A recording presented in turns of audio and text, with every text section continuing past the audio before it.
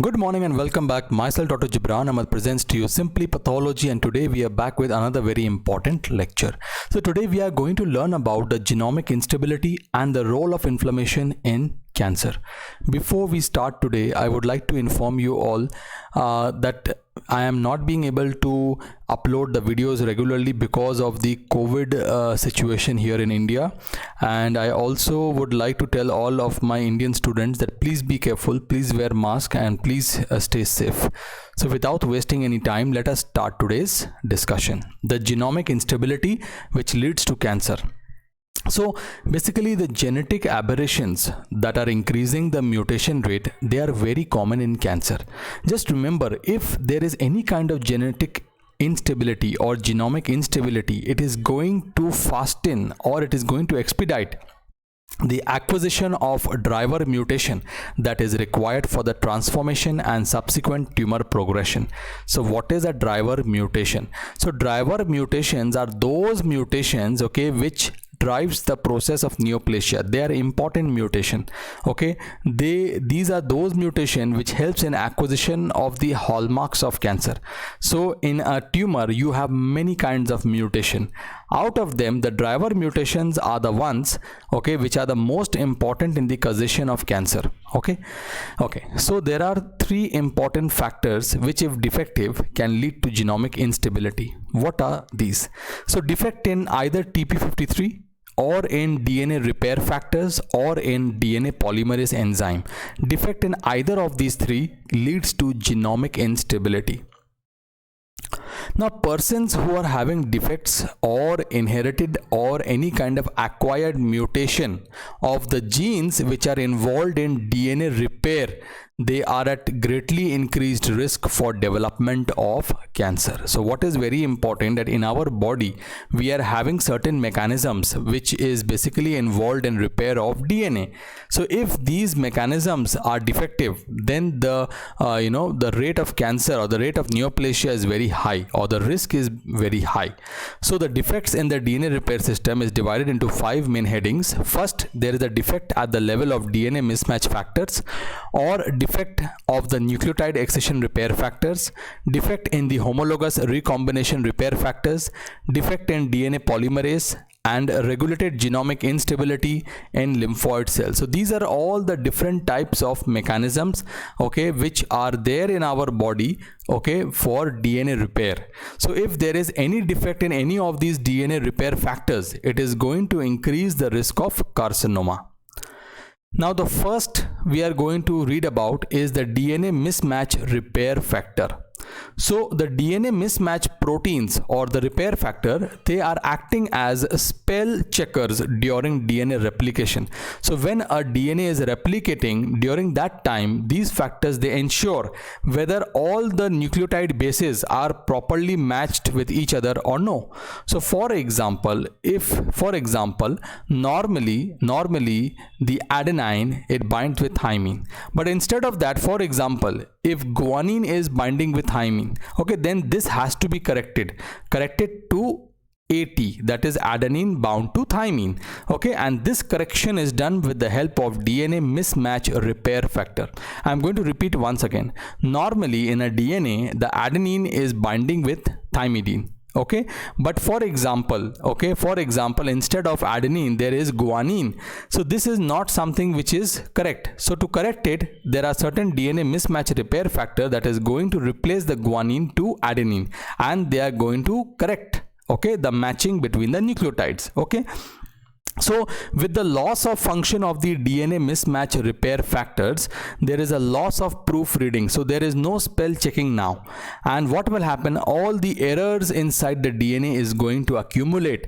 And as a result, these errors may give rise to some bad mutations called as the driver mutations, which will accelerate the process of neoplasia leading to cancer. So one of the hallmarks of DNA mismatch repair defect is called as microsatellite instability. So in people who are having defect of this particular DNA repair system, they have something called as microsatellite instability. So you must be thinking, what are microsatellites? Remember, microsatellites are certain tandem repeats found throughout the genome. So there are certain repeat sequences that you are going to find throughout the genome of a normal person. Okay, so remember, in a normal person, the length of this microsatellite is constant.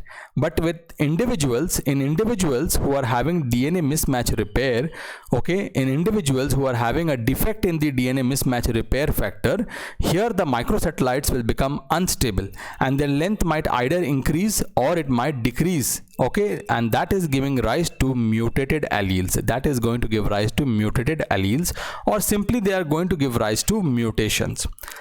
So one particular disease which is associated with the defect in DNA mismatch repair is hereditary non-polyposis colon cancer, or HNPCC, also called as Lynch syndrome. Remember, it is an autosomal dominant disorder which is associated with cancer of the cecum and proximal colon. Now patients with HNPCC, they inherit one abnormal copy of the mismatch gene at birth. This is the first allele which is abnormal. This is followed by a somatic or an acquired mutation in the second allele that was present. So about this we have already read, okay, in Neoplasia. In my previous videos we have already understood the first allele and the second allele, okay, in the hereditary carcinomas. So first allele, it is abnormal at birth and it is inherited, and the second allele is is mutated during life, okay, during life because of environmental factors. So they are called as somatic or acquired mutation. So because both the alleles of a particular gene, because both of them are mutated, now that is giving rise to HNPCC because of mutation in the genes which are involved in DNA mismatch repair. So most commonly affected mismatch repair gene in HNPCC, there are two important genes. One is your MSH2 and another one is your MLH1. Okay, both of them, they constitute about 30% of the HNPCC cases or syndrome. Okay. Now the second kind of DNA repair system in our body is the nucleotide excision repair factor. So what happens when there is a defect in the nucleotide excision repair factor? Before we go there, just one thing we have to understand, that 15% of these sporadic colon cancers, they also harbor microsatellite instability, okay? But remember, this microsatellite instability is not because of defect in the DNA mismatch repair factor. Rather, it is because of epigenetic silencing of the MLH1 gene, okay? That MLH1 gene, that is the DNA mismatch factor, there is no mutation over there, but there is an epigenetic silencing, okay? So the mutation leading to microsatellite instability, okay, it led to HNPCC. But in sporadic colon cancers, okay, here there is an epigenetic silencing of the MLH1 gene. Okay, now the defect in the nucleotide excision repair factor. So the ultraviolet rays, they are causing the cross-linking of the pyrimidine bases, leading to formation of pyrimidine dimers, okay? And this is going to prevent normal DNA replication. So this is very common because all of us are exposed to sunlight, and in all of us this cross-linking of pyrimidine is seen. But normally they are repaired by this nucleotide excision repair system, also called as NER system, okay? So if there is a loss of function mutation of this particular DNA repair factor, it is going to lead to a condition called as xeroderma pigmentosum, okay? And patients who are suffering from this particular disorder, they are at an increased risk for development of squamous cell carcinoma and basal cell carcinoma of the skin. Now the third important repair mechanism is your homologous recombination repair factor. So let us see what happens when there is a defect in the homologous recombination repair factor. Remember, this particular system, it repairs the DNA crosslinks and it is also repairing the double-stranded DNA breaks. Now the diseases which are associated with defects in the homologous recombination repair factors are, number one is our Bloom syndrome.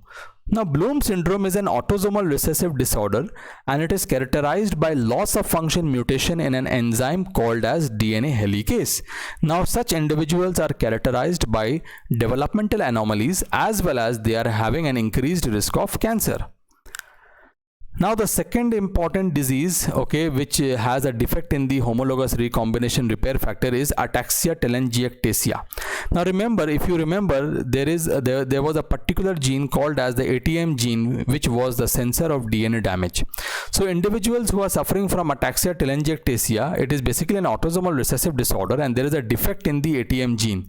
So these individuals, they are no longer able to sense the DNA damage, and clinically there is the neurodegeneration of the cerebellum, okay, immunodeficiency, hypersensitivity to radiation because of inability to repair the double-stranded DNA breaks, and increased incidence of leukemias and lymphomas. Now the third disease associated with the defect in homologous recombination repair factor is Fanconi's anemia. Again, it is an autosomal recessive disorder, and it occurs due to defect in the genes which are participating in repairing DNA cross-links. Okay, so clinically they are characterized by developmental anomalies like short stature, skeletal abnormalities, hypersensitivity to chemotherapeutic agents that cross-link the DNA.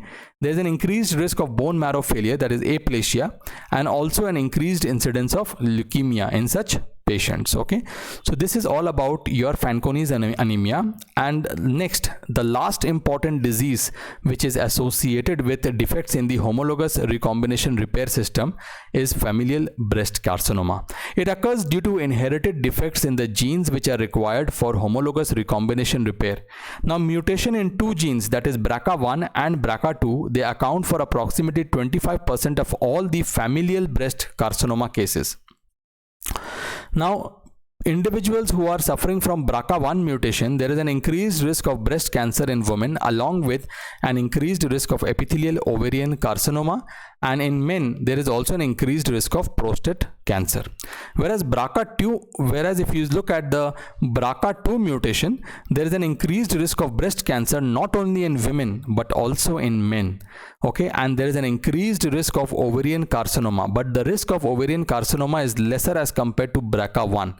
Again, there is an increased risk of carcinoma of the prostate, pancreas, bile ducts, stomach, melanocytes, and B lymphocytes. Also remember one important thing, that BRCA2 mutation also increases the risk of Fanconi's anemia, and both BRCA1 and 2, they are involved in repair of double-stranded DNA breaks. Okay, now we are going to see the fourth important enzyme, that is the DNA polymerase. Okay, defects in DNA polymerase. Now defects in DNA polymerase, remember, normally the DNA polymerase is involved in proofreading during DNA replication, making sure that the nucleotides match with its partner in template DNA strand, that is adenine should bind with thymidine and guanine should bind with cytosine only, and not vice versa. So mutations in the DNA polymerase will lead to loss of proofreading, and this is followed by accumulation of numerous mutations, leading to a very high burden of mutation. So if you remember, when I taught you about the cancer immunotherapy, I told you that tumors which are having very high burden of mutation, they respond very well to the cancer immunotherapy. And here patients who are having defect in the DNA polymerase, okay, that leads to an increased number of or increased burden of mutation. So such patients, they can be subjected to cancer immunotherapy.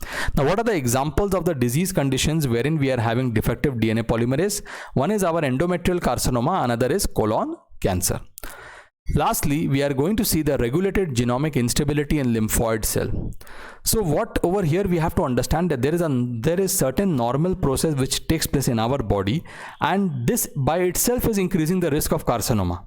So regulated genomic instability in lymphoid cells. Remember, normally the B cell and the T cell, they are having two genes called as the RAG1 and RAG2 genes, which are involved in VDJ segment recombination. Okay, so there are three important things that is happening. Okay, and this particular thing is important for antigen receptor diversification. So if you all know that there is an antigen receptor diversification, so that our lymphocytes, the B and T cells, can recognize a variety of microbes and variety of agents. Okay, so remember, also after encountering an antigen, the mature B cells, they release an enzyme called as AID. Okay, so this particular enzyme is important for immunoglobulin class switching, that is A, B, C, D, and also in case of somatic hypermutation. So all these are normal processes which are occurring in the lifespan of a lymphocyte. Antigen receptor diversification, IgG class switching, and somatic hypermutation. So these are normal processes in the life of a lymphocyte. Okay, but remember all these three lymphocytes, okay, 1, 2, and 3, all these, they are physiological process, that is antigen receptor diversification, as well as your other two factors, that is your somatic hypermutation, as well as your immunoglobulin class switching. All these are physiological, but they are prone to errors and they form the basis of lymphoid neoplasm. So many of the lymphoid neoplasm is arising because of some problem at this level. Okay, now we are going to start with a new topic, that is the role of inflammation in cancer. So how does inflammation play an important role in cancer? Remember, the inflammation, okay, has a direct effect on the tumor cells, okay, or they indirectly via the resident stromal cells, via the fibroblast and the endothelial cells, they are having an effect on the tumor or in the causation of tumor. Number one is the release of the factors that promote proliferation. So the infiltrating inflammatory cells like the leukocytes and the activated stromal cells secrete a variety of growth factors like the epidermal growth factor and proteases, which helps in liberating the growth factors from the extracellular matrix. Secondly, the removal of the growth suppressors. Okay, so normal growth of all epithelial cells are suppressed by cell to cell and cell to extracellular matrix interaction. Okay, so proteases which are released by the inflammatory cells can degrade the adhesion molecule that mediate the above interaction, removing a barrier to growth. So let me just explain you this particular situation once more. So what is happening, that normally, okay, the epithelial cells, okay, they are joined to each other or they are joined to the basement membrane, and till the time that they are joined, okay, with each other, okay, there will be no growth. But the moment the epithelial cell, okay, they are no more attached to each other or they are no more attached to the basement membrane, what is going to happen? Okay, what is going to happen, the moment that they are not over there, okay, what will happen, the cell growth is going to grow, and there are certain proteases which are released by the inflammatory cells, okay, which will degrade the adhesion molecule between the two, and when there is no interaction, then the cells can proliferate independently. Okay, so removal of growth suppressors by the proteases released by the inflammatory cell. Thirdly, enhanced resistance to cell death. So remember, detachment of the epithelial cell from the basement membrane. If the epithelial cell is detached from the basement membrane, it will lead to cell death, and this process is called as anoikis. Now, tumor-associated macrophages, they prevent anoikis by expressing adhesion molecule integrin that promotes direct physical interaction with the tumor cells and prevents the cell death. Okay. Now, inducing angiogenesis. Inflammatory cells, they release vascular endothelial growth factor, which is stimulating angiogenesis and activating invasion and metastasis. How? Macrophages, they release proteases which are remodeling the extracellular matrix, which promotes tissue invasion. Okay, so remember, there are two important factors called as the TNF and the epidermal growth factor that directly stimulates the tumor cell motility. Okay, that directly stimulates the tumor cell motility. Okay, the stromal cells, they release a factor called as TGF beta, which is promoting EMT, that is epithelial to mesenchymal transition, which is very important for invasion and metastasis. Okay, you already know about this point. Okay, so these are the factors by which we will see. And the last is evading the immune destruction. So the macrophages and the stromal cell, they release certain soluble factors, including the TGF beta. And what does they do? They create an immunosuppressive microenvironment. They cause recruitment of T regulatory cells which are immunosuppressive in nature, and they suppress the function of CD8 plus cytotoxic T cells. So advanced cancers, they are having only alternatively activated M2 macrophages which are induced by the cytokines interleukin 4 and 13. They themselves, they release cytokines which is stimulating angiogenesis, fibroblast proliferation and collagen deposition. Macrophages, they also suppress the effective host host immune response to the cancer cells by expressing the immune checkpoint factor PD-L1. And if you all remember from my previous lecture, the PD-L1, okay, it is anti-inflammatory. It is it prevents cancer. Okay, it is preventing your cancer. Okay, so macrophages is suppressing the effective host immune response to the cancer cells by expressing the immune checkpoint factor PD-L1. And PD-L1, if you remember, it is anti-inflammatory in nature. It doesn't allow the response to occur. So as a result, the cancer cells grow unchecked. Now, the clinical applied portion of this part is the anti-inflammatory drug, that is the COX-2 inhibitor, that is the cyclooxygenase 2 inhibitors. Now, use of this particular drug, which is anti-inflammatory, has reduced the incidence of colonic adenomas and are therefore used in the treatment of familial adenomatous polyposis. So this basically proves, okay, or this basically tells that inflammation is directly involved in the causation of cancer, and using anti-inflammatory drugs are in trials now, and some of them are yet approved for use in certain tumors. Okay, so thank you everyone for the love and support towards this channel, and if you feel like contributing, you can contribute via the link in the description box, www.paypal.me/simplypathology. So thank you everyone for watching this video. In case you are having any doubt, please do email me or you can contact me. Thank you very much.